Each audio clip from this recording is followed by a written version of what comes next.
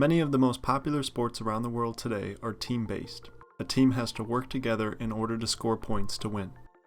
Outside of the team scoring component of cross-country and track, running is mostly an individual-based sport, and I would argue one of the most psychologically demanding sports that exists today. Coleman Griffith is considered the founder of American sports psychology. He studied and was a professor at the University of Illinois, where in 1925 he established the first sports psychology lab in the United States. He also worked closely with the Illinois football team and later with the Chicago Cubs as America's first sports psychologist. It took some time for Griffith's work to be appreciated, as it wasn't until the 1960s that sport and exercise psychology was recognized as a subdiscipline of kinesiology. Today, sports psychologists are seen across the collegiate and professional level, with 27 out of the 30 MLB teams employing mental skills coaches in 2018, and the NBA mandating last year that every team has a full-time mental health professional. With running being mostly an individual-based sport, success often comes to those who are mentally tougher than their opponents. The most elite marathon racers in the world run upwards of 120 miles a week. Many of them train very similarly or even train together, but on race day it comes down to whoever is psychologically strongest and has the ability to push past the immense physical pain down the stretch. The man who can drive himself further once the effort gets painful is the man who will win.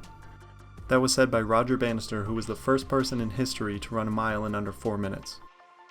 Bannister went on to become a successful physician and once stated that he knew enough about medicine and physiology to know that breaking 4 was no longer a physical barrier, but a psychological one.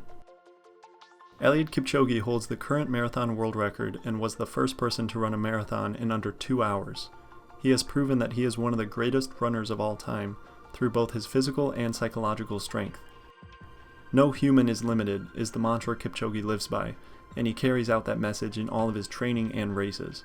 The barriers broken by him in the marathon have inspired so many others to achieve their goals and run personal records.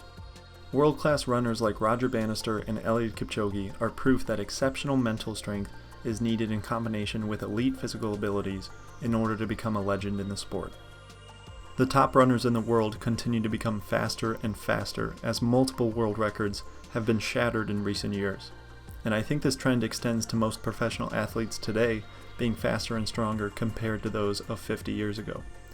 Much of this can be credited to better knowledge and understanding of physical training for sure, but also to an increased importance and demand for psychological help and conditioning.